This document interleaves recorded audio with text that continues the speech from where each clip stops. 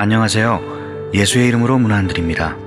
본 CD는 버지니아 애난델에 위치한 메시아 장로교회 방송 선교부에서 한세영 목사님의 설교 내용을 선교용으로 제작한 것입니다.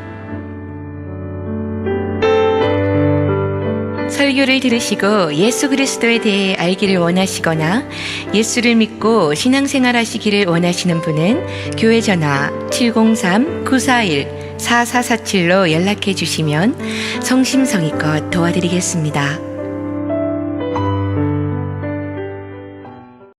할렐루야. 한 주간도 평안하셨습니까? 용서의 달 셋째 주일입니다. 지난주에는 예수님이 하신 말씀을 가지고 용서에 대한 교훈을 살펴보았는데요.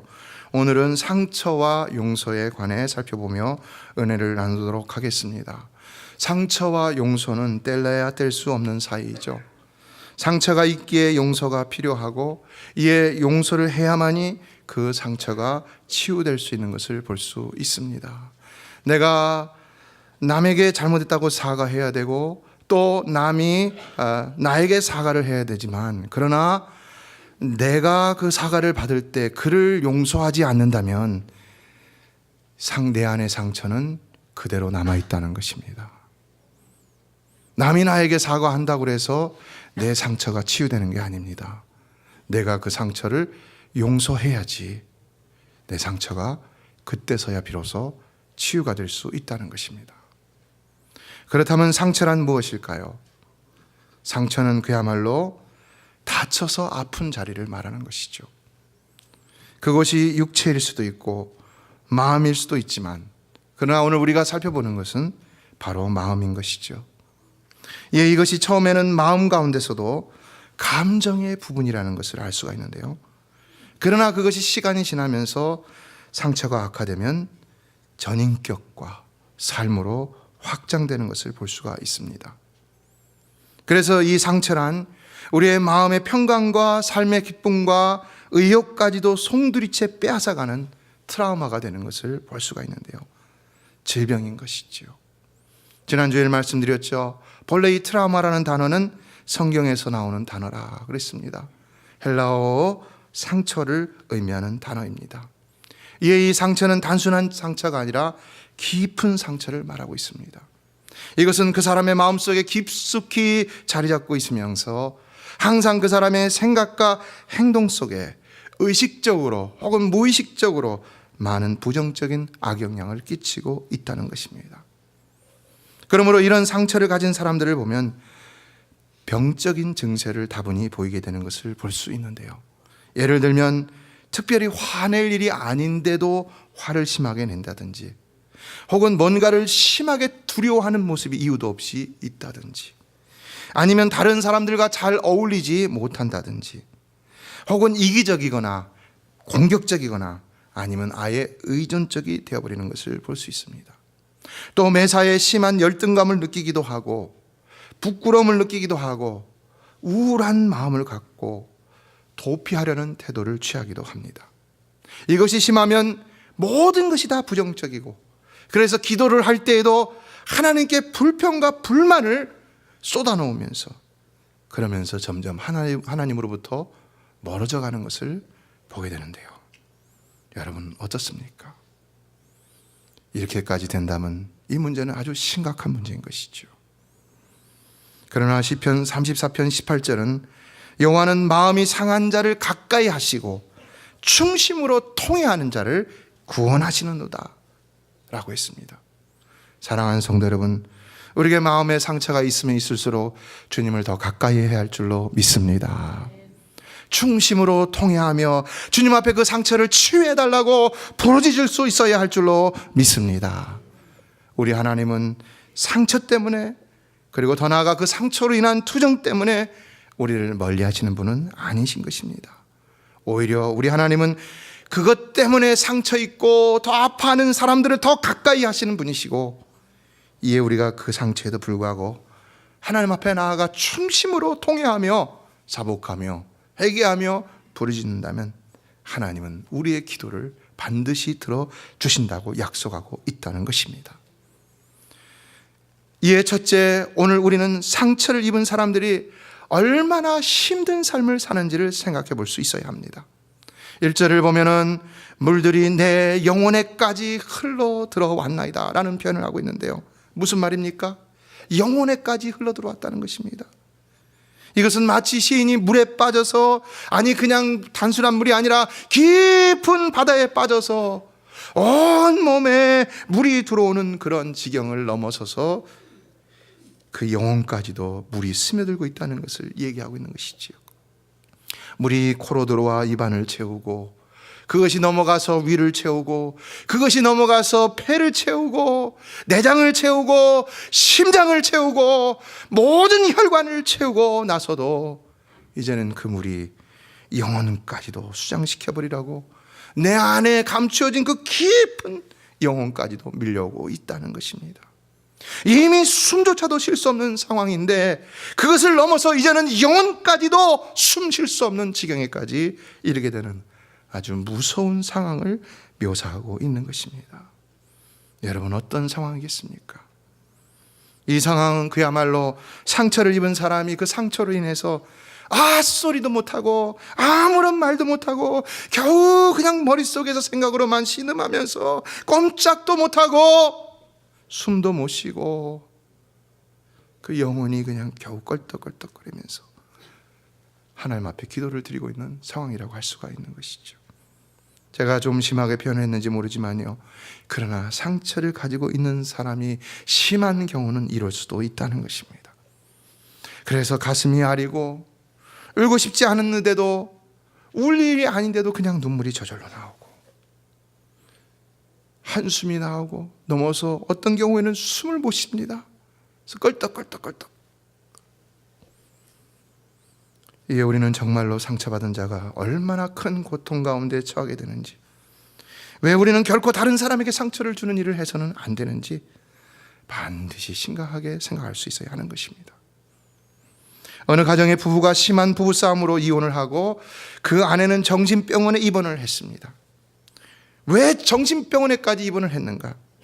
그것은 그 남편이 부부싸움을 하다가 무심코 한마디를 던졌는데 그것이 아내에게 큰 상처를 주었기 때문이라는 것입니다. 남편은 아내에게 이런 말을 했습니다. 너 필요 없어, 나가! 그 말로 아내에게 이혼을 선언했다고 하는데요, 그 말이 그 아내에게는 너무나 큰 상처였다는 것입니다. 왜냐하면 그 부부가 유학을 와서 남편이 공부하는 동안에 이 아내가 다 뒷바라지하고, 그래서 식당에서 아르바이트하고 애나 기르면서도 그 일은 다 자기가 하고, 그래서 이제 학위를 마치고 겨우 직장을 구하게 되었는데 필요 없다고 나가라는 겁니다. 얼마나 상처가 되겠습니까? 그래서 이 아내는 그 한마디에 그냥 인생의 모든 것이 한순간에 다 무너져 버리는 그런 충격을 받으면서 마음에 큰 상처를 받아 그만 정신병자가 되어버리고 말았다는 것입니다. 성도 여러분, 우리는 말 조심해야 할 줄로 믿습니다. 말 조심해야 할 줄로 믿습니다. 야고보서 3장 6절은 혀는 곧 불이요 불의의 세계라. 혀는 우리 지체 중에서 온몸을 더럽히고 삶의 수레바퀴를 불사르나니 그 사르는 것이 지옥불에서 나느니라. 우리의 입이 지옥불이 될 수가 있다는 것입니다. 내 혀가 내 것이라고 내 마음대로 함부로 말해서는 안 된다는 것입니다. 왜냐? 그 말이 나의 말이 아니라 사단이 주는 지옥 말이 될 수 있기 때문이라는 것입니다. 우리가 함부로 말한 그 한마디 때문에 한 사람이 남몰래 눈물을 흘리고 삶의 의욕을 상실하고 삶의 자신감을 상실해서 어떤 일에 깜짝깜짝 놀라기도 하고, 그래서 삶의 현장에서 도피하고 한 걸음도 앞으로 나가지 못하고 마음속에 깊은 병이 들어서 심지어는 믿음까지도 저버리게 되는 그런 일이 생길 수 있다는 것입니다. 이해할 수 있는 말이 있고 이해할 수 없는 말이 있죠. 상식적인 말이 있고 비상식적인 말이 있죠. 그러나 우리 믿는 사람들은 결코 도를 지나쳐서 이해할 수 없는 비상식적인 말을 해서는 안 되는 것입니다. 어떤 사람들은 되면 되고 안 되면 그냥 괜찮다라는 식으로 막말을 내뱉는 사람들이 있는데요, 그러나 그 말이 그 사람에게 해당이 안 된다고 그 사람을 비껴가는 것이 아니라는 것입니다. 도리어 그것은 아주 날카로운 칼이 되어서 그 사람의 영혼의 살점을 예리하게 베고 지나간다는 사실을 꼭 기억하셔야 하는 것입니다. 그러나 그렇게 되면 하나님이 어떻게 하시겠냐는 것입니다. 하나님이. 우리는 우리가 한 말이 아무것도 아니라고 생각할지 모르지만, 그러나 그걸로 인하여 상처를 받은 사람 때문이라도 하나님은 아주 그것을 심각하게 여기실 수 있다는 것입니다. 히브리서 10장 30절을 보면 원수 갚는 것이 내게 있으니 내가 갚으리라 라는 말씀하셨는데요, 우리가 잘못 내뱉은 말로 다른 사람의 마음에 우리가 알지 못하는 깊은 상처를 두고 그대로 내버려둬서 그것이 썩어서 그 사람 마음 가운데 악감정이 생기고 원수의 마음이 생기고 그렇게 한다면 그 사람이 원수를 갚지 않아도 하나님이 갚으실 수가 있다는 것입니다. 그래서 우리의 삶이 잘 되지 않을 수도 있다는 것입니다. 나는 나도 알지 못하는 이유로 내 삶이 막히고 형통하지 못할 수가 있다는 것입니다. 이에 둘째, 우리는 혹시라도 있을 다른 사람의 상처를 늘 분별하고 알아줄 수 있어야 하는 것입니다. 마돈나를 모르는 사람이 없죠. 마돈나를 모르는 분이 있으십니까? 경건하셔서 모르시는 분들도 계시겠지만요, 마돈나는 유명한 가수죠. 대중의 아이돌이죠. MTV의 악동이라고 합니다. 음악은 듣지 않더라도 그 이름은 누구나 한 번쯤은 들어봤을 것입니다. 그런데 그가 TV 인터뷰에서 인터뷰를 하는 사람과 이야기를 하다가 인터뷰하는 사람이 갑자기 이런 질문을 했다는 것입니다. 당신은 정말 모든 것을 다 가진 여자입니다. 가수죠, 배우이죠, 책까지 썼죠, 돈 있죠, 명예 있죠, 미국 대중문화에서 차지하는 위상까지 다 갖추었죠. 또 표지 모델이라면 거의 안 해본 것이 없죠. 그런데 혹시 이 모든 것을 다 포기하고서라도 얻고 싶은 것이 있지는 않은지요? 대수롭지 않은 질문 같아 보이죠. 그런데 바로 그 순간에 이 마돈나의 얼굴이 굳어졌다는 것입니다. 그리고는 갑자기 그의 두 눈에 눈물이 고이기 시작했다는 것입니다. 왜 그랬을까요? 입술이 떨렸습니다. 그는 한번 숨을 깊이 들이신 후에 입술을 떨며 겨우 조그만 말로 이런 소리를 내뱉었다는 것입니다. 엄마가 있었으면, 엄마가 있었으면.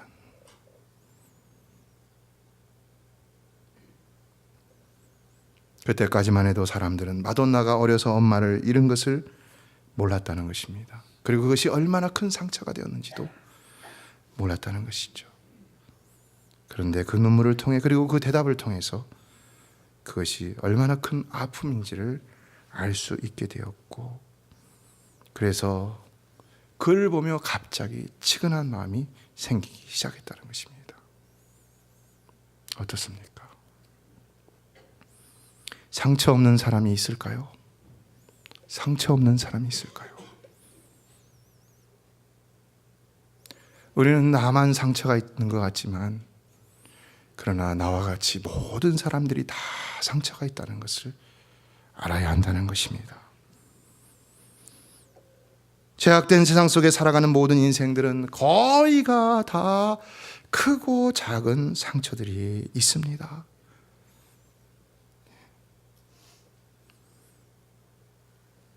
여러분만 상처 있는 것이 아니라 여러분의 옆에 있는 사람들도 상처가 있습니다. 여러분만 상처 있는 것이 아니라 나는 남편으로 인하여 상처를 입었다고 말하지만 그러나 남편도 상처가 있는 것입니다. 나에게 상처를 주는 사람만 상처를 받았다고 생각하는데, 그러나 상처를 준다고 생각하지만 그러나 그 사람도 상처를 받아서 나에게 상처를 줄 수도 있다는 것입니다.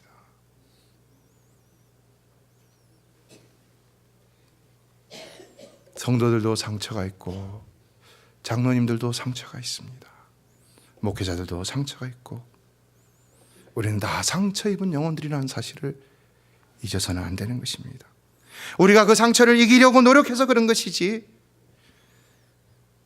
사실은 그럼에도 그런 것들이 우리 삶의 크고 작은 영향들을 끼치고 있는 것이 현실이라는 것입니다.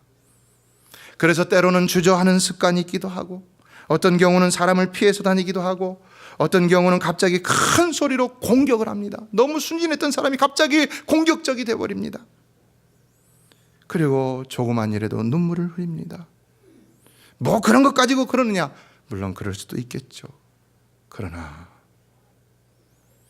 나를 생각할 것이 아니라 연약한 그를 더 생각할 수 있어야 한다는 것이 바로 우리 주님이 우리에게 원하시는 마음이라는 것이지요.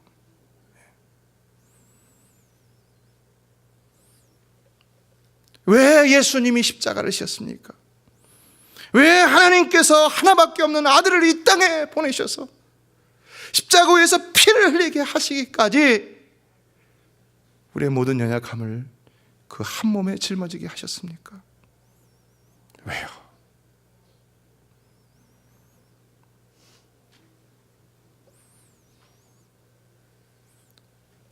오늘 우리는 우리의 상처만 가지고 우리의 삶을 바라봐서는 안 되는 것입니다.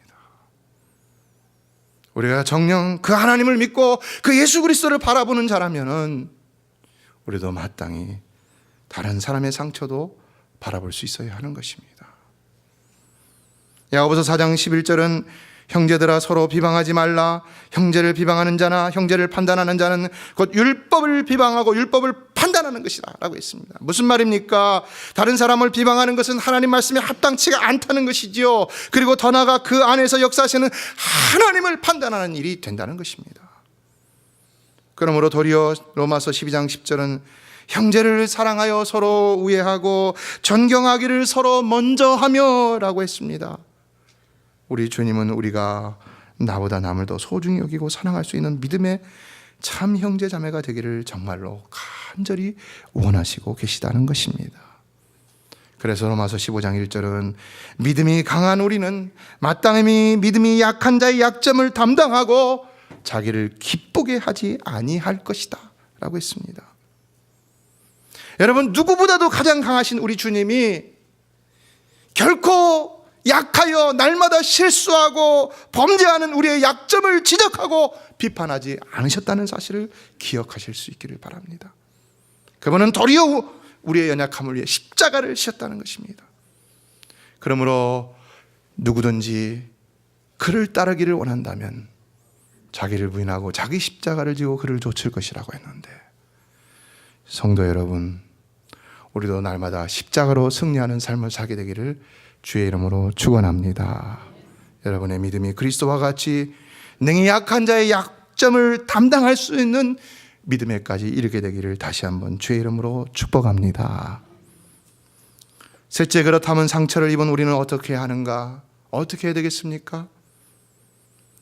우리는 하나님께 부르짖어 호소하고 간구해야 되는 것이죠. 사람에게 그것을 토해낼 것이 아니라 하나님 앞에서 그 문제를 토로하고 해결할 수 있어야 한다는 것입니다.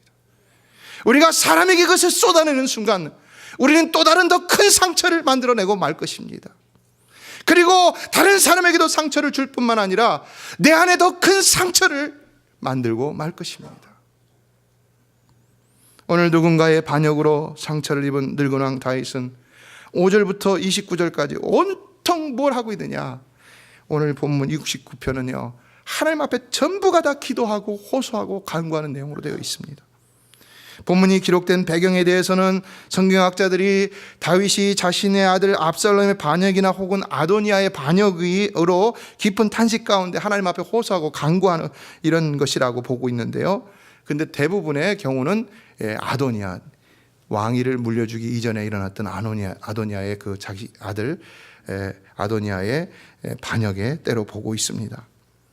그러니까 이 다윗의 삶을 보면요, 이렇게 늙어서까지도 아들들에게 반역을 당하고 있는 이런 참 비참한 삶을 볼 수가 있는데요, 그는 이런 깊어지는 자녀들과의 좋지 않은 관계 속에서 더 깊은 수렁에 빠져서 탄식하며 하나님 앞에 간구를 하고 있었다는 것입니다. 이 5절로 29절까지에 기록되고 있는 다윗의 호소와 간구를 보면 아주 수많은 자신의 억울한 감정과 시간을 다 생각을 다 쏟아놓고 있는 것을 볼 수가 있는데 우리가 시간이 없어서 다 읽지 못했습니다. 그러나 잘 살펴보면 다윗은 자신의 이와 같은 위급한 상황을 오직 하나님 앞에서만 해결하려 하고 있다는 것입니다. 성도 여러분, 정말로 하나님 앞에서 해결되지 않을 문제는 하나도 없는 줄로 믿습니다. 하나님 앞에서 문제는 다 해결될 수 있는 줄로 믿습니다. 이게 참된 믿음이라는 것입니다. 왜 하나님 앞에서 해결될 수 없다고 생각하십니까? 왜 하나님 앞에서 해결하지 않습니까?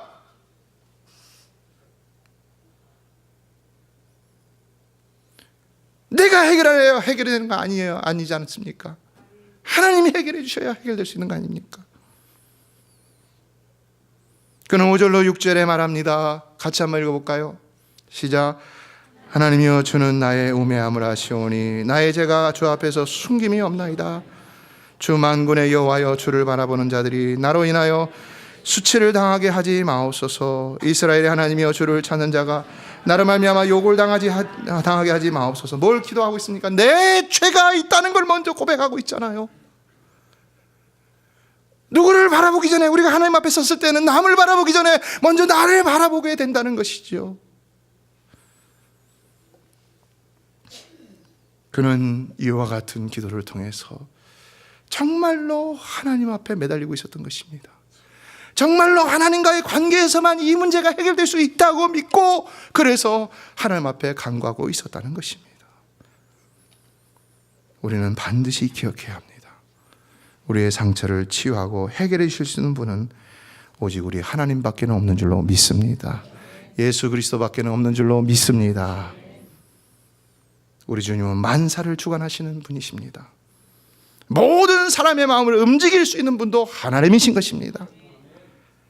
그러므로 오직 그분만이 진정 우리의 문제를 해결해 주실 수 있고 우리의 상처를 싸매 주실 수가 있는 것입니다. 그래서 기도해야 되는 것입니다. 불란서 군인들은 전쟁터에 나갈 때 배낭에 책 2권을 꼭 넣어 가지고 나간다고 합니다. 하나는 성경책이고 또 하나는 무엇일까요? 파스칼의 팡세라고 합니다.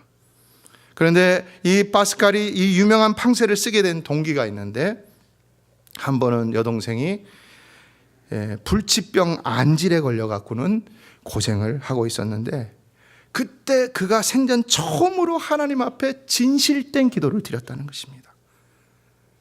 그런데 그 진실된 기도 앞에 하나님이 응답하셔서 예수 그리스도의 십자가를 환상 가운데 보여주시더니 그 예수 그리스도께서 그의 동생의 눈을 건드리게 하시는 것을 보았다는 것입니다. 처음으로 경험하는 일입니다. 너무나 이상했습니다. 그래서 빨리 기도를 마치고 동생에게 달려가서 눈이 어떠냐고 물어봤다는 것입니다. 동생이 뭐라고 말했을까요? 오빠, 이상한 일이 생겼어요. 눈이 방금 나왔어요. 할렐루야. 우리에게도 이런 일이 일어나는 줄로 믿습니다. 우리 온 성도들이 기도할 때 우리의 암 환자들이 치유되는 역사가 일어나고 있습니다. 여러분, 기도의 힘은 어떤 힘보다 가장 큰 줄로 믿습니다. 제가 혼자 기도한다고 낫는 것이 아닌 것입니다. 온 성도가 함께 기도하고 또한 그도 믿음으로 하나님 앞에 간구할 때 역사는 일어날 수가 있는 것입니다. 그래서 제가 자주 이 릴레이 금식 기도를 하는 이유가 있는 것입니다. 전교인 릴레이 금식 기도는요, 힘이 있는 것입니다. 그런데 이때 파스칼은 이렇게 중얼거렸다고 합니다. 나는 철학자의 하나님을 믿지 않고 아브라함의 하나님, 이삭의 하나님, 야곱의 하나님, 살아계신 하나님을 믿노라. 철학자의 하나님을 믿지 않았다는 얘기는 않겠다는 얘기는 뭡니까?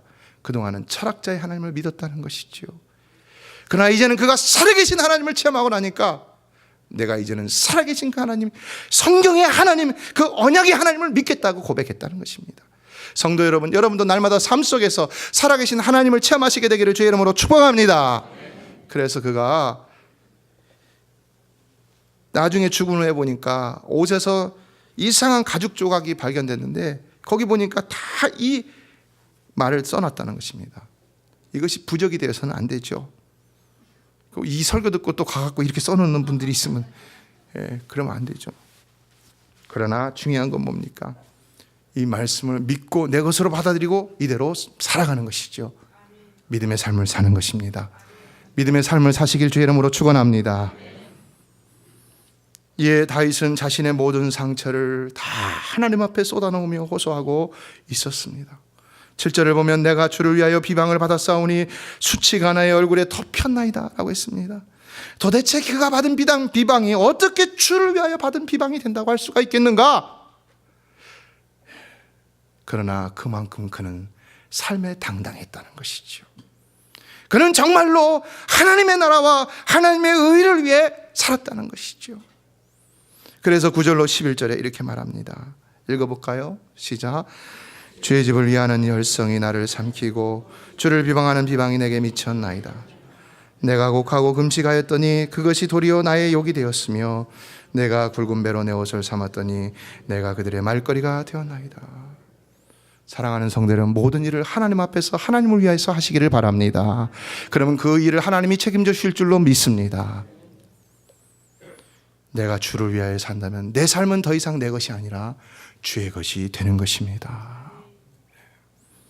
예, 19절을 보면 주께서 나의 비방과 수치와 능력을 아시나이다 라고 했는데요. 그러므로 22절로 28절에서는 하나님의 심판을 구하고 있습니다. 얼마나 마음이 상했으면 이와 같이 하나님 앞에 심판을 구하기까지 하고 있었을까? 그러나 우리가 여기서 기억해야 될 것은 우리도 아무리 다른 사람들에게 혹 상처를 준다 하더라도 그 사람이 하나님 앞에서 우리의 심판을 구할 정도로 상처를 줘서는 절대로 안 된다는 것입니다. 믿습니까? 하나님 저 사람 좀 어떻게 해주세요. 하나님 나 저 사람 때문에 아무것도 못하겠어요. 하나님 저 사람 좀 버려주세요. 이런 기도를 드리게 해서는 안 된다는 것입니다. 왜냐하면 정말로 하나님이 그런 기도도 오늘 다윗을 보니까 들어주실 수도 있기 때문이라는 것입니다. 그래서 어떻게 됐습니까? 아도니아가 왕이 됐습니까? 누가 왕이 됐습니까? 다윗 다음에 솔로몬이 왕이 된 것이죠. 그는 28절에서 그들을 생명책에서 지우사 의인들과 함께 기록되지 말게 하소서라고 했는데요. 얼마나 다윗이 상처를 입었으면 이런 저주까지 하겠습니까? 자기 아들인데. 그러나 우리가 본문 속에서 우리가 지나치지 말아야 할 것은 이와 같은 깊은 상처의 수렁 속에서도 우리는 하나님을 찬양하고 감사할 수 있어야 한다는 것입니다. 그것이 진정 하나님 앞에 있는 우리의 모습이라는 것입니다. 30절로 31절을 읽어보겠습니다. 시작. 내가 노래로 하나님의 이름을 찬송하며 감사함으로 하나님을 위대하시다 하리니 이것이 소 곧 뿔과 굽이 있는 황소를 드림보다 여호와를 더욱 기쁘시게 함이 될 것이라. 할렐루야. 여러분이 지금 이 자리에 앉아서 예배를 드리는 것보다 더 중요한 것은 여러분의 신앙 고백인 줄로 믿습니다. 여러분의 마음을 하나님께 쏟아놓는 일인 줄로 믿습니다. 여러분의 삶을 헌신하는 일인 줄로 믿습니다. 하나님이 얼마나 우리에게 큰 은혜를 베풀어 주셨습니까? 얼마나 놀라운 은혜를 우리에게 베풀어 주셨습니까? 그런데 우리는 그 은혜를 감사하지도 않고 찬양하지도 않고 그냥 우리의 연약함만을 위하여 하나님 앞에 달라고 해결해달라고 그렇게 기도하는 것을 신앙생활로만 생각할 때가 있다는 것입니다. 그러나 우리의 기도는 먼저 이와 같이 하나님을 찬송하고 감사함을 잊지 말아야 한다는 것입니다. 결국 33절은 여호와는 궁핍한 자의 소리를 들으시며 자기로 말미암아 갇힌 자를 멸시하지 아니하시나이라고 했는데 그런 것이죠. 하나님은 정말로 가난한 자, 궁핍한 자의 간구를 들어주시는 줄로 믿습니다. 심령이 가난한 자는 복 있나니 천국이 그들의 것이며 애통하는 자는 복이 있나니 그들이 위로를 받을 것이며 의에 줄이고 목마른 자는 복이 있나니 그들이 배부를 것이며 라고 했습니다. 성도 여러분, 정말로 우리가 어떤 문제가 있더라도 오직 하나님 앞에서, 그 하나님 앞에서 가난하고 애통하고 의에 줄이고 목마르게 된다면 하나님은 반드시 우리의 간구를 들어주실 줄로 믿습니다. 넷째, 우리가 마지막으로 기억해야 할 것은 상처는 하나님께서 우리를 더욱 성숙하게 하고 더욱 놀라운 생명의 길로 인도하시는 축복이 된다는 것입니다. 그러므로 우리는 결코 상처 앞에서 아파만 할 것이 아니라는 것입니다. 그래서 거기서 자포자기하고 거기서 헤어나오지 못하고 이래서는 안 된다는 것입니다. 오히려 그 상처 가운데서도 그 상처를 통하여서 더 놀라운 일을 이루실 하나님을 바라보며 소망으로 넉넉히 그 상처들을 견뎌낼 수 있어야 한다는 것입니다. 믿습니까? 여러분, 만일 나라가 망하고 바벨론의 포로로 잡혀간 유대인들이 다 포기하고 그 상처에서 빠져나오지 못했다면 어떻게 되었겠습니까? 그러면 다니엘이나 그의 세 친구와 같은 위대한 신앙의 위인들이 나올 수 없었던 것이죠. 수르바벨이나 학개나 스가랴나 에스라, 느헤미야, 에스더, 이런 사람들 다 포로기 때에 일어난 신앙의 위인들이죠. 그들은 궁극적으로 다시 회복될 수가 없었다는 것입니다. 놀라운 사실은요, 상처를 당하여 포기하고 헤어나오지 못한 북이스라엘은 회복됐습니까? 회복되지 않았습니까? 회복되지 않았죠.